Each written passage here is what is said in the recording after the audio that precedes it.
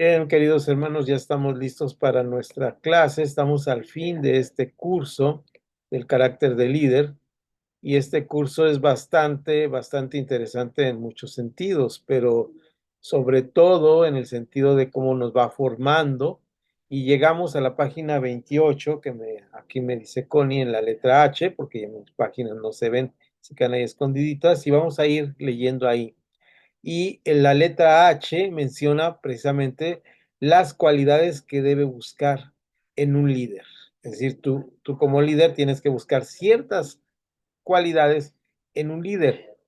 ¿Quién es adecuado para el equipo? Esa es la pregunta que nos hace.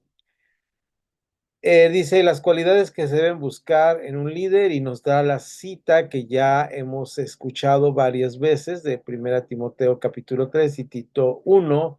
Ya sabemos los versículos y hemos leído varias veces en todo este trayecto de revisar estas citas, ¿no? Que dice, el que desea obispado, buena obra desea, y esas son las características. Nuevamente hago aquí la nota que es muy importante. La nota es la siguiente y es muy importante.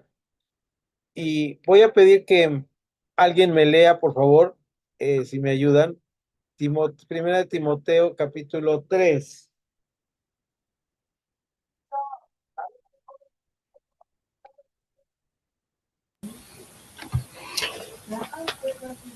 Primera de Timoteo 3, Sí, del 1 al 13, pastor. No, es del 1 al 3. Del 1 al 3, Es primera de Timoteo 3. pero tiene del 1 al 13 versículos. El 3 ha de ser, hermano. Pastor, empieza la palabra fiel si alguno anhela obispado, buena obra desea. Ese es el capítulo 3. Entonces no, y luego sigue el 2. Pero es necesario que el obispo sea irreprescindible, marido de una sola mujer, sobrio, prudente, decoroso,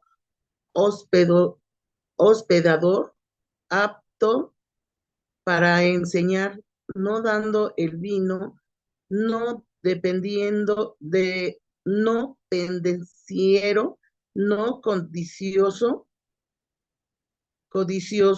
de ganancias deshonestas, sino un amable, apacible, no avaro.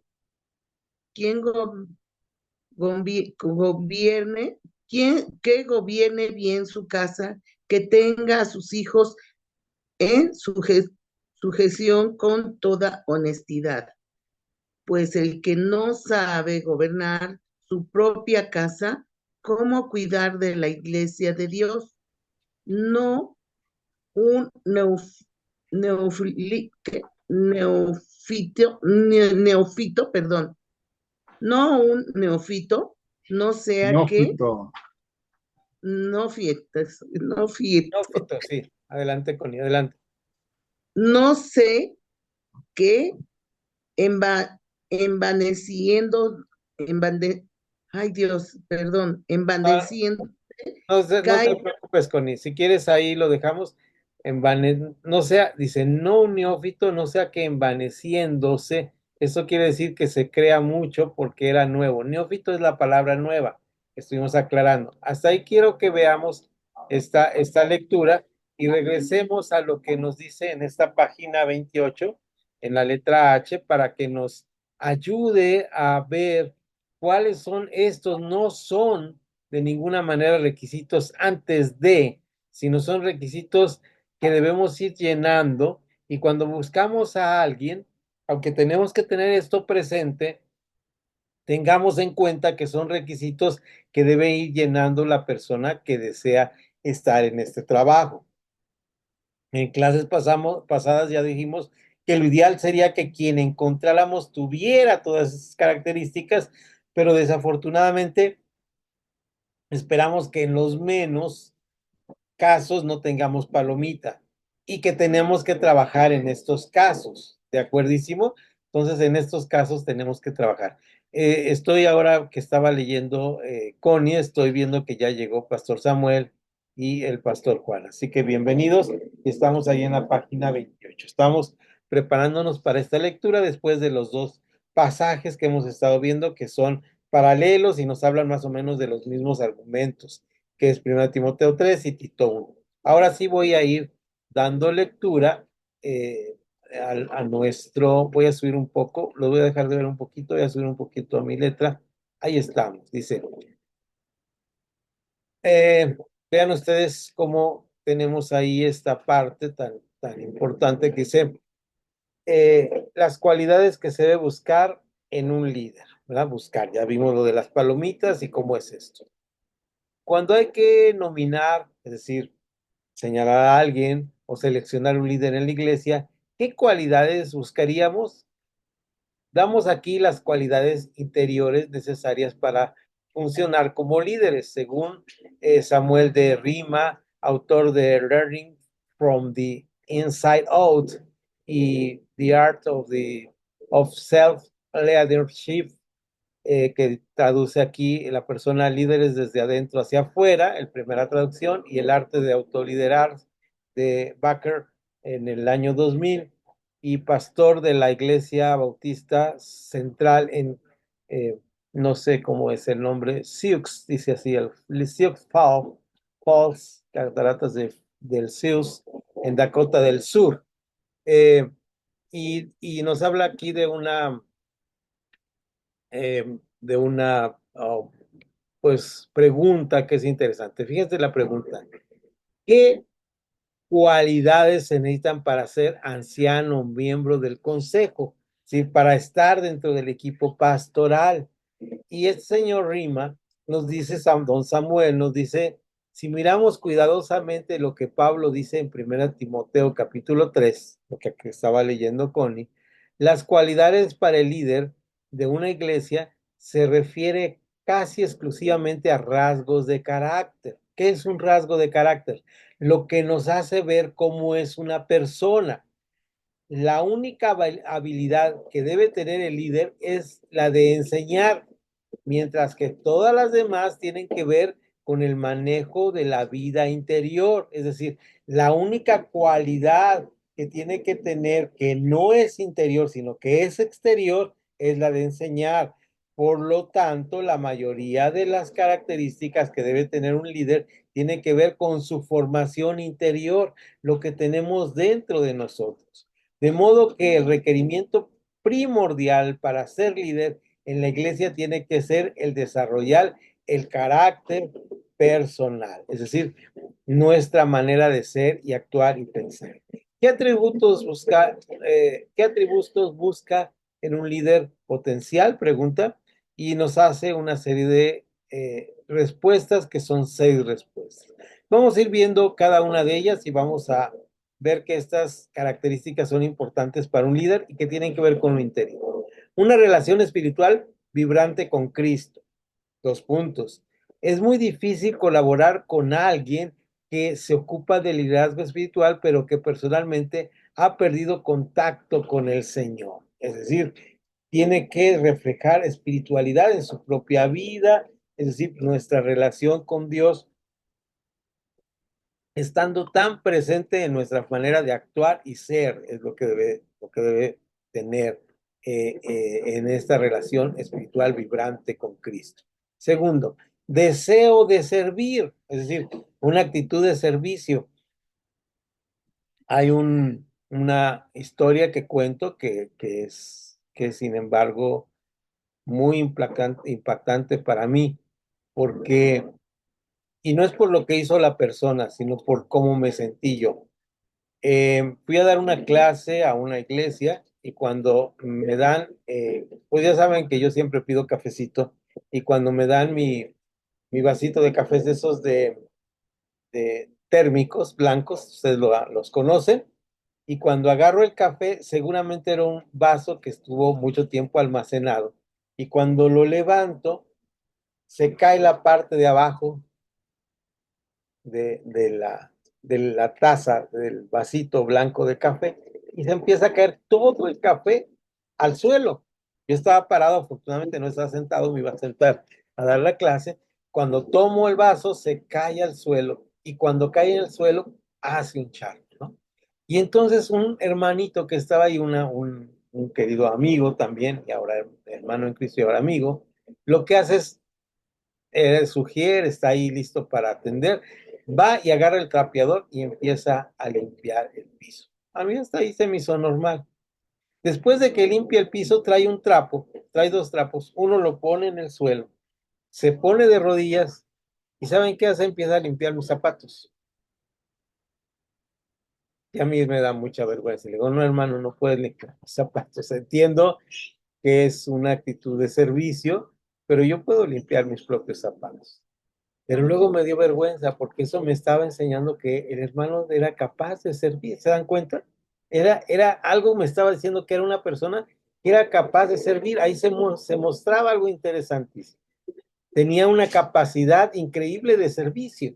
Lo que él estaba haciendo era una capacidad increíble de servicio que no le importaba estar de rodillas limpiando los zapatos de alguien. Mi actitud también sería que cuando a él se le cayera la taza de café, también yo limpiar sus propios zapatos, ¿verdad? Entonces, eso me enseñó a mí mucho de lo que era el servicio, porque dije, definitivamente me avergonzó, yo no lo quería, le dije, no, hermano, levántate, yo puedo, dame el trapo, yo pongo aquí y ahorita limpio mis zapatos, pero él tenía una actitud de servicio. Entonces, lo que debemos de buscar es una actitud, deseo de servir. Con demasiada frecuencia tenemos casi que convencer a alguien para que acepte ser líder de la iglesia. Deberíamos más bien buscar a alguien que tenga un genuino deseo de servir, aunque no esté seguro de poder guiar a otros. Es decir, este hermano posiblemente era nuevo, posiblemente era débil en la fe, no lo conocía yo en ese momento, pero de una cosa estaba seguro, tenía una actitud de qué cosa? De servicio. Y eso era importante para ir formando las demás cosas. Yo lo llamaría, si estuviera en mi iglesia, para ir fogueándolo o lo que nosotros llamamos haciéndolo un discípulo, ¿no? Un discípulo. Eh, entonces ahí estamos, adelante. Eh, no sé si alguna aquí ha tenido una experiencia en servir a otro. ¿Cuál ha sido esa experiencia? ¿Cuál es su actitud?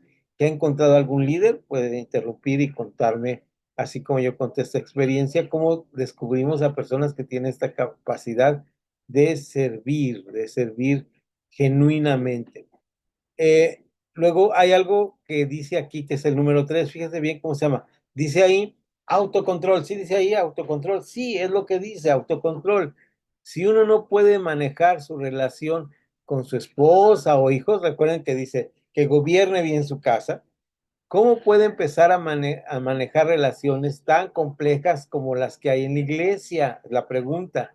Tiene que liderar bien su propia vida antes de poder guiar a otros. Tiene que tener autocontrol. 4, una buena reputación. Un líder de la iglesia debe tener una vida irreprochable. Los demás deben hablar bien de él y de lo que han hecho. Hospitalidad, un líder debe ser cálido y abierto hacia otros. Mansedumbre, un buen miembro del consejo no debe ser cascarrabias ni siempre insistir en tener la razón. Está dispuesto a escuchar y aprender de los demás. Es decir, tiene que tener una capacidad de servicio. Es cierto que tenemos que tener como líderes, esto es también una cosa, que tenemos que tener a veces una mano dura y no ser flexibles a cualquier capricho de los hermanos de la iglesia. Pero también es cierto que hay algo muy importante dentro de nuestro carácter que se llama mansedumbre. Mansedumbre quiere decir que puedo escuchar al otro, que puedo dialogar con el otro, que no me voy a enojar con el otro aunque piense diferente a mí y que voy a estar dispuesto a escuchar y aprender de los demás. Eso se llama mansedumbre, dispuesto a aprender y escuchar de los demás. No me detengo mucho esto, pero yo creo que he contado la historia. Esa vez que estábamos hablando en una clase de escuela dominical, en una mesa con más de 15 gentes, sobre lo que era servir y nuestros dones y nuestros ministerios, y cada uno decía su don y ministerio, y algunos éramos muy grandilocuentes en decir, pues yo puedo servir, yo puedo enseñar, yo he predicado, y una hermanita que estaba ahí me dice, pues mi único servicio es atender a mi familia. Eso fue un golpe tremendo para los que estábamos ahí, porque ese servicio era inmensamente mayor, porque la mayoría de su familia tenía déficit mental y tenían un problema muy grande. Entonces, ella estaba atendiendo a esa familia, desde el esposo hasta sus hijos, su hija. Entonces, ellos tenían este problema y ese es mi ministerio. Ujú. Entonces, ahí en el parrafito que nos dice, el siguiente nos dice, es difícil trabajar con gente que no está bien ajustada a esto. Es difícil trabajar en una comisión con alguien que habla mucho de sí mismo, también lo es con alguien que no puede comprometerse o que se compromete pero después no cumple. Finalmente, es difícil discutir asuntos con una persona inflexible, discutir asuntos con alguien que no va a cambiar su punto de vista, alguien que está convencido de determinar, de determinada posición que en efecto dice, si no está de acuerdo conmigo, no está de acuerdo con la Biblia. Esta frase es tremenda, ¿no? Cuando dice, es que yo pienso así porque yo soy bíblico, la Biblia lo dice. Pues siempre he dicho en hermenéutica, ¿dónde lo dice? ¿Cómo lo dice? ¿Y para qué lo dice? Son las preguntas que debemos hacernos en cuanto a cuando alguien nos dice, no es que la Biblia dice esto, aquello, vamos a analizar este asunto y estar dispuestos a analizar. Pasamos de página ya a la 29, seguramente. ¿Alguna vez eligió a un miembro del consejo para que parecía tener las calificaciones, pero no resultó? Ahí como pastores ustedes díganme, ¿les ha pasado? Creo que ahí el pastor Juan y seguramente su esposa Elvia también han tenido esa experiencia por los años que tienen pastorado, seguramente también el pastor Sergio, el pastor Samuel, nos ha pasado que pensábamos que tenían estas características. Y vean lo que nos cuenta aquí este pastor. Dice, sí, las presiones del ministerio en una iglesia local pueden hacer aflorar lo peor de una persona, especialmente si tiene asuntos internos que no han sido resueltos, algunos problemas que pueden surgir, y aquí hay una listado, vamos a ir mencionándolos, algunos son fuertes, pero vamos a irlos mencionando. Es decir, mi abuela tenía una frase que es, caras vemos, corazones no sabemos. ¿Cuántos han escuchado esta frase? Pues sí, ¿verdad? Vemos la cara, vemos que tienen actitud de servicio, pero los corazones no sabemos qué guardan las personas en los corazones. A veces las personas más cercanas, las personas que se acercan más a la iglesia, al final resultan con cada cosa. Seguramente ustedes han tenido esta experiencia. Vean ustedes en ahí el primer guioncito.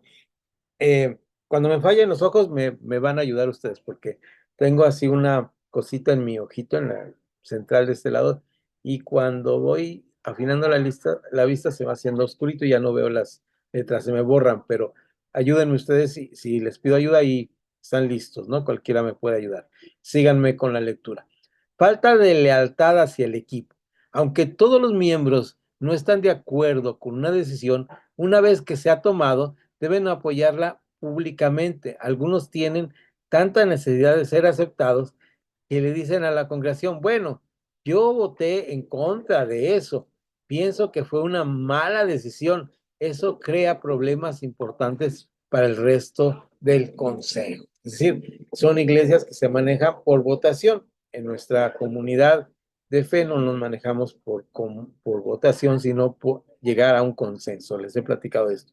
Pero esto se da en iglesias donde se hacen votaciones y al final el que votó a favor dice, yo voté a favor o voté en contra o lo que sea, pero todo lo que hicieron está mal hecho. Esto no ayuda. Si tenemos a alguien que habla así, tenemos que ver si realmente tiene una actitud de servicio, de crítica constructiva. ¿Qué quiere decir esta palabra crítica constructiva? Bueno, una crítica constructiva dice, bueno, esto puede hacerse de esta manera, pero como ya se hizo así, vamos a construir sobre esto, vamos a edificar sobre esto.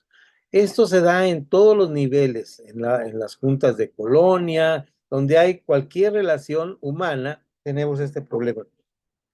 En este sentido, a veces digo, la iglesia es profundamente humana en ese sentido, ¿no? Manipulación. Algunos miembros pueden ser amables hasta que se llega a algún tema que es realmente importante para ellos. Entonces se ponen odiosos. Por ejemplo, dicen, si usted sigue adelante con eso, yo renuncio y le voy a decir a toda la congregación por qué lo hago. Esto dicen algunos. Entonces, crean una escena así de manipulador. Es decir, si no piensas como yo pienso, me voy. Es posible que solo o únicamente para aliviar la tensión no se llegue a una decisión. Bueno, hermano, está bien, no te vayas. Solo para aliviar la tensión, no te vayas. Vamos a ver cómo le hacemos para que tú no te sientas mal. Una cosa que tenemos que tener como líder es un carácter decidido. Un carácter decidido, ¿qué quiere decir? Lo que la palabra de Dios dice, que tú sí sea sí y que tú no sea no, ¿verdad? Si ya dijimos que sí, pues es sí. Si dijimos que no, es que no. Pues no podemos estar, a ver, hermano, le vamos a dar aquí, porque eres manipulador y nos manipula. Hay muchas relaciones que se basan en esta manipulación. Eh, Defensa constitucional, es decir, hay iglesias que tienen muchos años, nuestra comunidad de fe y nuestra denominación tiene muchos años, vamos a cumplir 500 años, imagínense ustedes, y hay muchas reglas que están ahí puestas, ¿verdad? Algunos miembros parecen más dispuestos a seguir la constitución de la iglesia que la Biblia, ¿verdad? Si la constitución de la iglesia dice que los micrófonos deben ser rojos, entonces se enojan si los ponemos amarillos, ¿verdad? Entonces, esto es un problema. Por ejemplo, si la Constitución dice que todos los obreros a tiempo completo deben ser votados por la congregación y uno pide que el consejo apruebe a una persona para trabajar 3/4 de su tiempo, alguien podría decir, no podemos hacer eso porque la Constitución dice, esta clase de personas se apoyan sobre tácticas de proceder antes de decir abiertamente que no están de acuerdo con la decisión. Es decir, no podemos hacer esto porque la Constitución dice, eso está entrecomillado, nos dicen esto. Esta clase de personas se apoyan sobre tácticas de proceder antes de decir abiertamente que no están de acuerdo con la decisión. ¿Qué es esto de tácticas de proceder? Es decir, pues aquí siempre se ha hecho así, hermano. No sé usted cómo lo piense hacer, pero aquí no se hacen así las cosas. Uy, qué difícil es cuando una persona está pensando que las cosas se hacen así porque así se tienen que hacer siempre. Me parece que la creatividad es una parte importante de esto. Recomiendo dos libros. eh, aquí tenía la nota, pero la he dejado, si me permiten un segundo, la podemos tomar nuevamente y voy a recomendar dos libritos que ojalá puedan conseguir de alguna manera, por favor, y son libros que son bien importantes para nuestra vida espiritual. Y vean ustedes, eh, voy a compartir mi biblioteca, un segundito,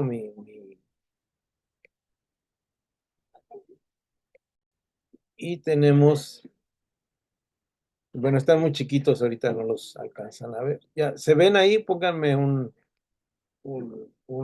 ojito arriba, una manita si ven ahí. Y vean, voy a compartir a ver si se ve la portada. Son dos libros del mismo autor, por favor. Voy a tratar de que se vea la portada, espero que sí. Ahí está. Espero que lo puedan. Eh, es un libro que nos habla de la forma, él empieza a hablar de cómo las marcas cada vez hacen sus, eh, sus, sus procesos de logos lo más simple posible, y él habla de esta iglesia así. Eh, está hecho por dos personas, pero este autor, Tomás S., y se escribe así, Reiner, este señor, Thomas S. Reiner, es el autor junto con otro que no conozco, pero escribe muy bien este tema. Cómo volver al proceso divino de hacer discípulos. Esta es la parte importante de este libro. La iglesia no fue hecha para hacer edificios, ni para crecer, ni para hacer eventos. La iglesia tiene un solo propósito, y hacer discípulos a todas las criaturas. Este es el primer libro que les quiero recomendar, y este libro me ha impactado mucho, porque este libro eh, hace que nosotros como miembros nos responsabilicemos. Hay una parte de este libro que es una joya, también es de este mismo autor, y lo escribe ahí solo, Thomas o Tom S. Reiner, y esta parte es cuando dice, la iglesia no es un club social. A veces los hermanos dicen, hermano, pues yo doy mis diezmos, por eso quiero que las bancas se pinten de verde. No, hermano, no es un club social. Y este libro, y tiene algunas frases que me gustaría compartir con ustedes. Más adelante, en la próxima clase, vamos a hablar sobre este libro. Soy miembro de la iglesia. Es un libro muy rescatable que siempre doy al final de este curso, y algunas frases que tiene ahí que debemos leer con Reiner. ¿Cómo hace la reflexión? ¿Qué es ser un miembro de la iglesia? ¿Qué es ser parte del cuerpo de la iglesia? ¿No? Entonces, bueno, hasta ahí la recomendación bibliográfica al fin de este tema. Dejen cierro aquí para regresar. ¿Por qué digo esto? Porque algunas veces ha tenido, pregunta a nosotros como pastores, como líderes, ¿alguna vez ha tenido que pedir a un miembro del consejo que renuncie? ¿Cuál sería la mejor forma de hacerlo? Y nos cuenta aquí una historia. Y fíjense, la historia es terrible, porque es ahora sí que casos de la vida real. Esto sucede. Pareciera que no quisiéramos que la iglesia fuera muy diferente. Perdón, hoy tenemos fiesta aquí con nuestros vecinos. Espero que el ruido no les haya estorbado mucho. Dice, algunas veces han tenido que renunciar. Tuvimos un caso, nos cuenta este autor que estamos leyendo.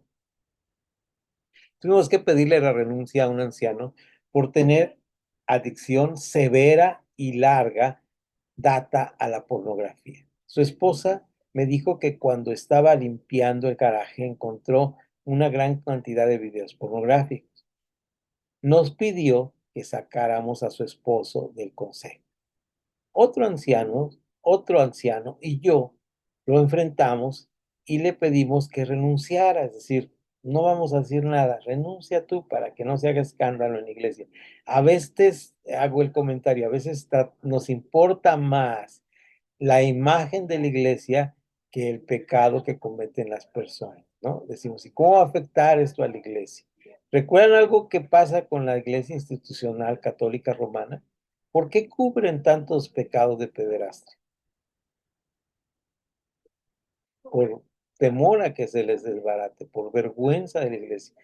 Esto es importante, tenemos que enfrentar. No se perdona un pecado, no se salva una cosa pecaminosa hasta que nosotros confesamos y rechazamos esto y cambiamos de actitud. Por eso la palabra se llama arrepentimiento, ¿no? Cambiar de rumbo. Eh, para que no perdiera dignidad, le dijimos que podía decir que renunciaba por razones personales, familiares. Una semana más tarde, la esposa comenzó a decir a las esposas de otros miembros del consejo que a mí nunca me había gustado su esposo y que lo había obligado a renunciar. Entonces tuve que explicarle al consejo y a la congregación lo que había ocurrido. De todas maneras, pan comes, ¿verdad? O sea, no puedes estar engañándote a ti mismo, y de esa manera es como pasan las cosas. Mirando ahora hacia atrás, nos dice el autor, Desde el principio debíamos haber hablado al consejo, a la congregación, explicando toda la situación. Hay que comunicar con honestidad. No se debe encubrir ni utilizar indirectas. Las cosas por su nombre. Esa es la regla, ¿no? Las cosas por su nombre. También habría que tener un procedimiento para restaurar a los líderes caídos. Esa frase es importante. No se trata de que ya los echamos a la calle. Dice por ahí una frase que he escuchado muchas veces. El único ejército que remata a sus caídos es el ejército cristiano. Es decir, no los levantamos y los llevamos al hospital y los tratamos de curar. Te lastimaste tu pie, hermano, pues te damos el tiro de gracia y vete al infierno. Eso es terrible. Si se enfoca el problema correctamente, le infunde confianza a la gente. Entonces, cuando se le pide a alguien que vuelva a ser líder, la gente tiene confianza que la iglesia ha tratado bien con ellos. Y cuando la iglesia dice que el líder está en condiciones de volver a su puesto, sabe que así es. Es decir, es este ministerio de la reconciliación que nosotros tenemos que ser llamados. Aquí agregaría el pasaje de Gálatas 6. Dice, si alguno se cree espiritual, si su hermano ha caído, ha cometido algún pecado, restáurele usted como espiritual que es. No sea que más adelante usted vaya a tener un tropiezo y pues nadie le va a hacer daño. La siguiente pregunta, y antes de pasar a la siguiente página, dice, ¿de qué manera los valores nos forman como líderes? La conducta de mi abuelo me tenía perplejo cuando yo era niño.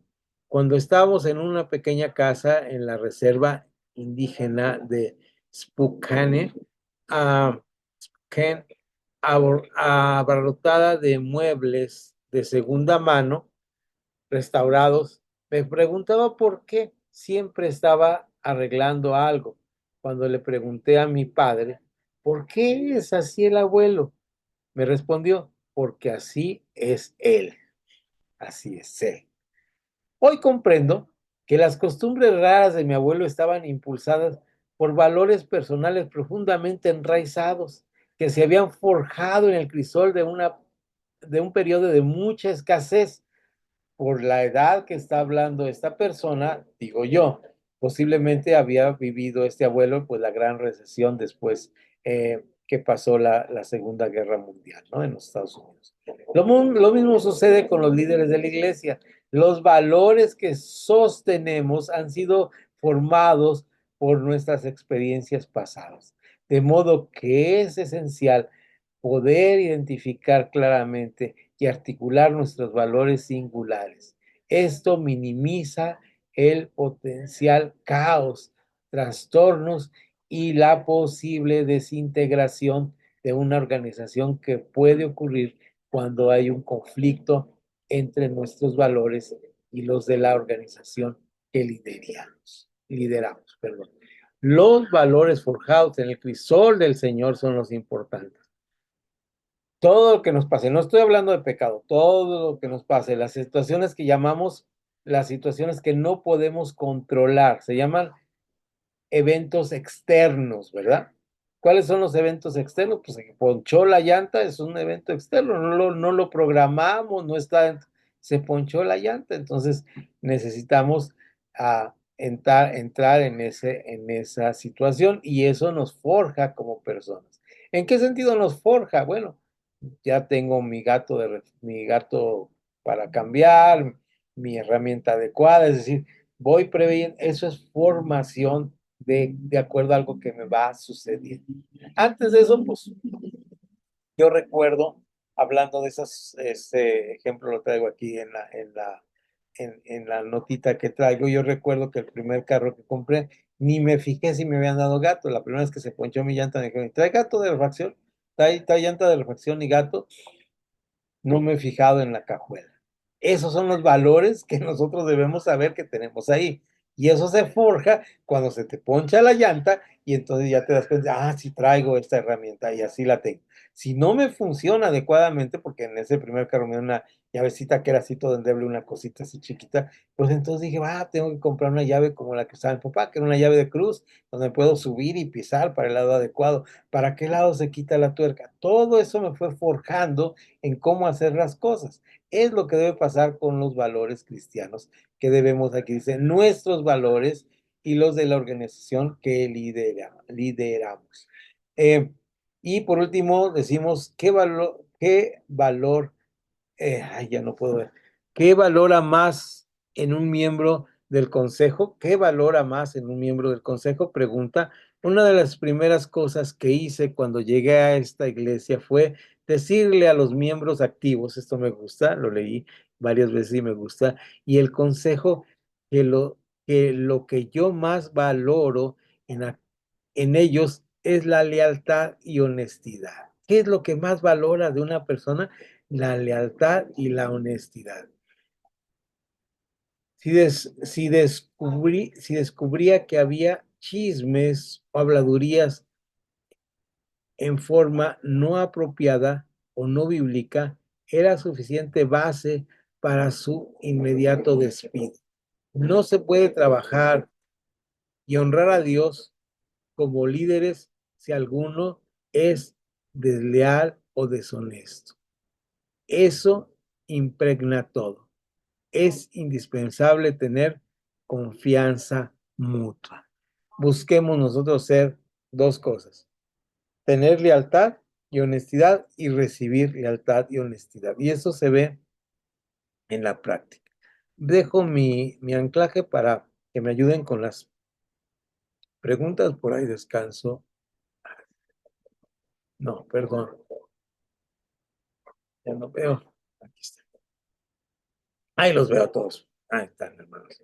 Bienvenida por ahí, todos los que estamos. Ya está. Ya los había dado. Nomás a Elvia no lea. Nomás veía tu nombre, hermano, pastor. Bienvenida, Elvia. Y hace una serie de preguntas. La siguiente letra va a ser algo para tarea para hacer en casa, pero vamos a empezar por aquí, la discusión. ¿Cómo llegó a estar en su ministerio? Es la primera pregunta. ¿Quién nos cuenta? ¿Quién empieza contándonos esto? Ya pueden abrir su micrófono, ya los veo. ¿Cómo llegó a estar en su ministerio? Y si por ahí nos puede contestar la siguiente, ¿qué le motivó a tomar esta responsabilidad? Es la primera bolita que tenemos ahí. ¿Quién me cuenta? Abran su micrófono y me cuentan. Yo, pastor, pues ahora sí que mi hijo es el que está en Estados Unidos por él. Ahora sí que por él llegué a ver, me llamó mucho la atención porque en sí yo me gustaba la Biblia de chamaca, pero nunca supe quién me la podría seguir enseñando. Me la enseñó una religiosa en la católica. Pero ya con el tiempo, pues pasó mucho tiempo y entonces cuando fui la primera vez con mi hijo, ahí fue donde fui aprendiendo, dije, aquí voy a aprender lo de la Biblia. Entonces el pastor pues me dio pues la bienvenida y todo y ahora sí que también eso cuenta porque también me agradó cómo me recibió. Entonces, la enseñanza y después la segunda ida me dijo, ¿se va a bautizar, hermana?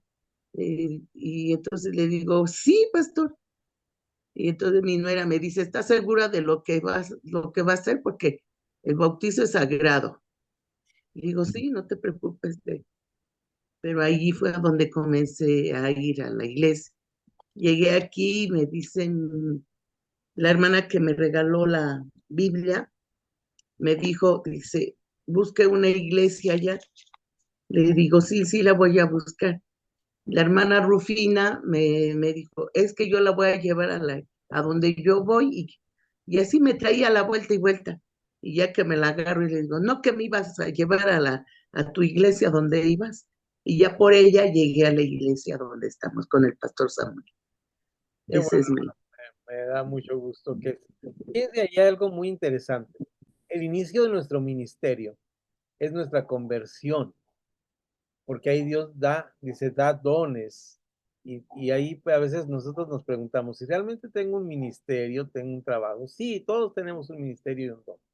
La otra cosa importante, con lo que comentó la hermana Connie, que sí quería subrayar, es que la Biblia dice, el bautismo que corresponde a esto eh, nos salva dándonos una buena conciencia. Es decir, lo que está diciendo ahí la palabra es el inicio de algo, de un trabajo.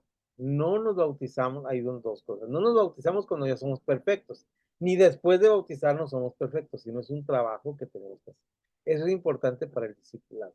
Ahora bien, hay personas que somos más burritos para ir siendo discipulados, ¿verdad? Por el otro, por el mismo Señor, pero eso no tiene que ver que estamos en un proceso. Bien, ¿algún otro quiere compartir antes de pasar al siguiente viñeta? De los que no, los que están apagados, bueno, supongo que no pueden compartir. No sé si por ahí el pastor Juan nos quiere compartir o la pastora Elvia, será bienvenido su punto de vista, si no, La adelante. hermana Elvia quiere compartir. Ok.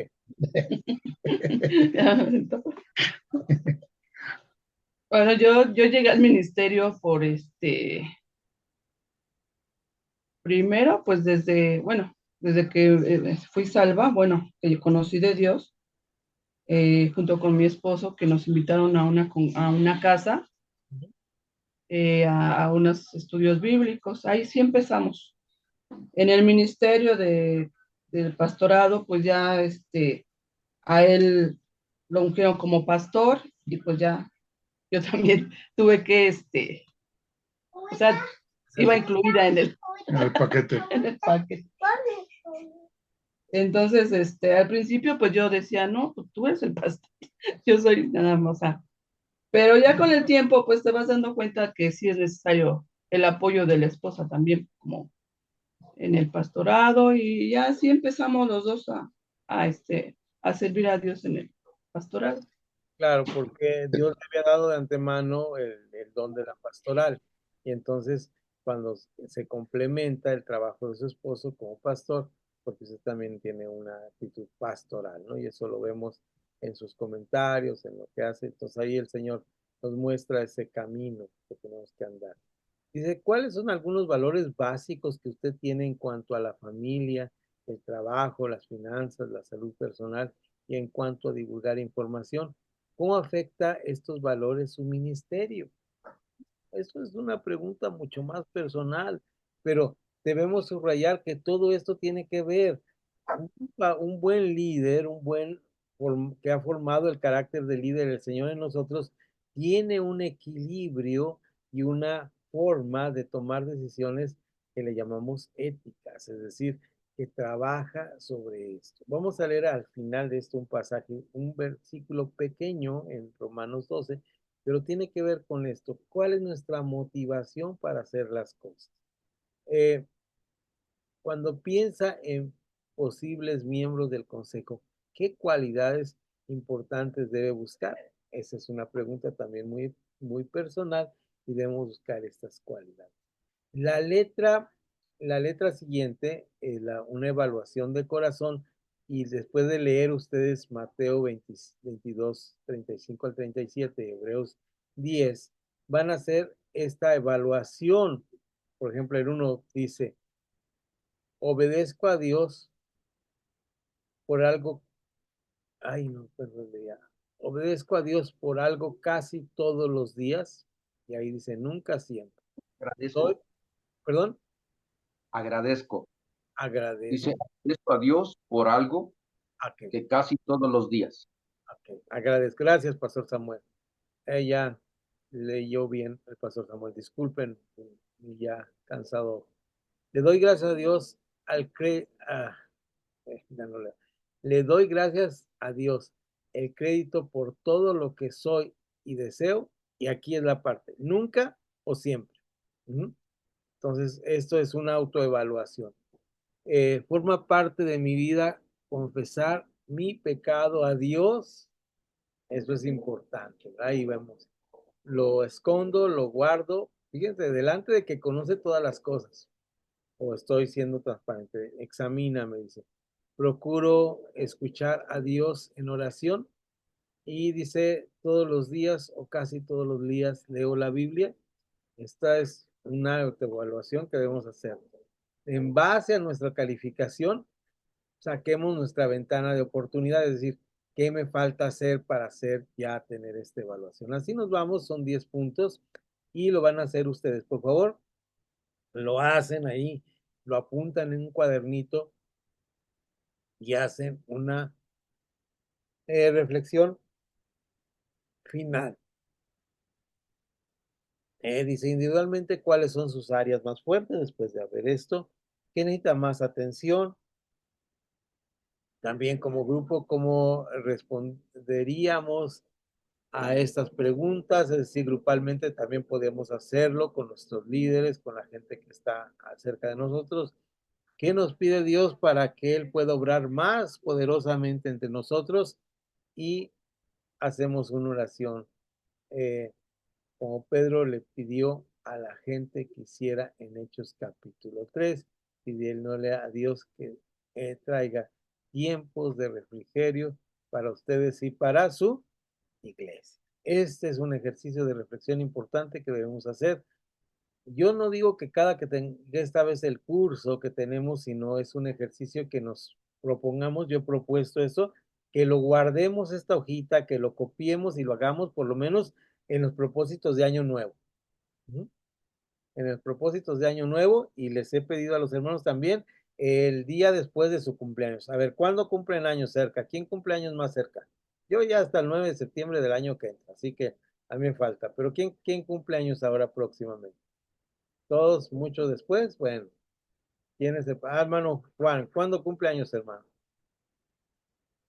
Diciembre, el 19 19 de diciembre. de Ande, diciembre. casi es... Gané 15, ¿Cuándo, perdón? 15, 15 el 15 de diciembre. de diciembre. Ándele, pues los festejamos. Digo que siempre se quiere adelantar, siempre quiere ser el primero. Hermano Samuel, Pastor Samuel. Bueno, individualmente, como lo van a festejar individualmente, se festeja el 15 Samuel y el 19 el Pastor Juan. Al día siguiente, cuando dice, ya tengo un año más, saque esta listita y se hace un autoevaluación.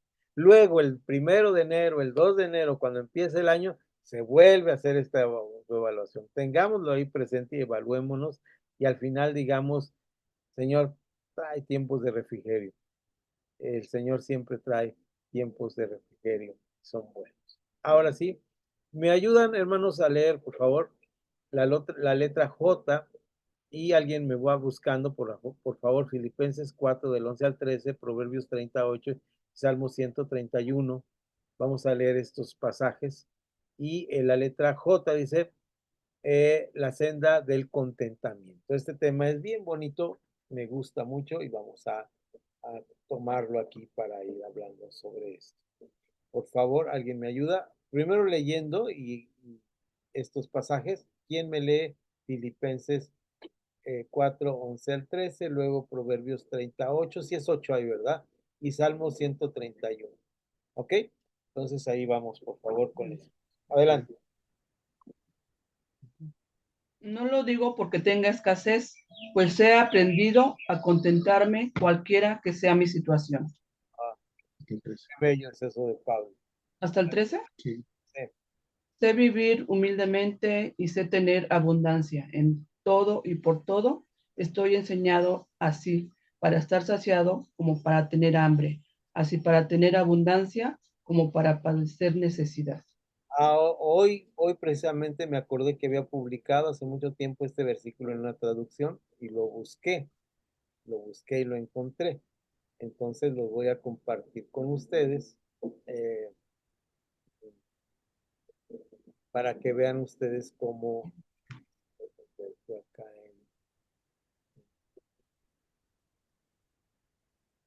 Leo Proverbios 38. Por favor, hermano, por favor. Adelante. Verdad y palabra mentirosa aparta de mí. No me des pobreza ni riquezas. Manténme del pan necesario. Ese es bello, ¿no? Proverbios. Sí, adelante, hermano. ¿Quién tiene el siguiente, por favor? ¿Es todo el Salmo 131? Yo no. Sí, por favor. Dice así. Yo. Sí, hermano Juan, No, sígale. no, adelante, adelante, adelante. No hay problema, sígale usted. Yo tartamudeé mucho. Pues, usted. Ok. A ver, Adelante, adelante. Jehová no se ha envanecido mi corazón, ni mis ojos se enaltecieron, ni anduve en grandeza ni en cosas demasiado sublimes para mí. En verdad que me he comportado y he acallado mi alma, como un niño destetado de su madre, como un niño destetado está mi alma. Espera, oh Israel, en Jehová, desde ahora y para siempre. Qué bonito, ¿no? Dice, esto muestra cómo debe ser nuestro carácter. Y vean ustedes lo que puse hace mucho tiempo en mi Facebook. Quiero compartirlo con ustedes. Creo que ahí lo ven ustedes. Bueno, ahí me estorbo un poquito para leer, pero dice, somos débiles, sin honra para ustedes. Hasta el momento presente pasamos hambre y sed, andamos mal vestidos, somos maltratados y no tenemos dónde vivir. Nos agotamos trabajando con nuestras propias manos. Cuando nos insultan, bendecimos. Cuando somos perseguidos, los soportamos. Cuando hablan mal de nosotros, tratamos de reconocer. Pablo decía acerca de su ministerio, ¿no? Defiende su ministerio. En el segundo de los Corintios se habla de esta manera y me parece que es extraordinario esto, porque vean ustedes lo que vamos a ver ahí adelante. Vamos a ir leyendo esta parte después de lo que dijimos. Dice, el contentamiento no significa una vida libre de problemas. Pablo estaba preso cuando escribió, he aprendido a contentarme, cualquiera sea mi situación. Filipenses 4:11 que leímos aquí. El contentamiento es una actitud mental, como dijera Abraham Lincoln. Un hombre tiene contentamiento en tanto y en cuanto decide tenerlo. Es decir, no es decir, tengo suficiente o mucho, como dice Pablo, decido estar tranquilo. El contentamiento no es algo que se aprende con facilidad. El doctor Noel Smith le dijo a un viejo amigo desde su lecho en un hospital, cuando uno aprende cómo vivir, es tiempo de morir. Wow, eso es increíble. Lamentablemente algunos nunca aprenden cómo vivir. La vida es aprender cómo vivir. Eso es algo interesante. ¿Cuál es la diferencia entre siervo frustrado y uno contento? Esto es lo que yo he aprendido. Y tiene varias cosas aquí que vamos a ir calificando. Ayúdenme por favor con el número 1. ¿Alguien a leerlo? El contentamiento se logra al ejercitar sus dones espirituales. El descontento se instala cuando las personas quieren ministrar, pero sus dones no coinciden con sus responsabilidades. Muchos cristianos hacen tareas que no disfrutan y para las cuales no están capacitados. Aquí en forma personal contestamos, ¿estoy ejerciendo mis dones espirituales? Sí, en parte o no. ¿Ok?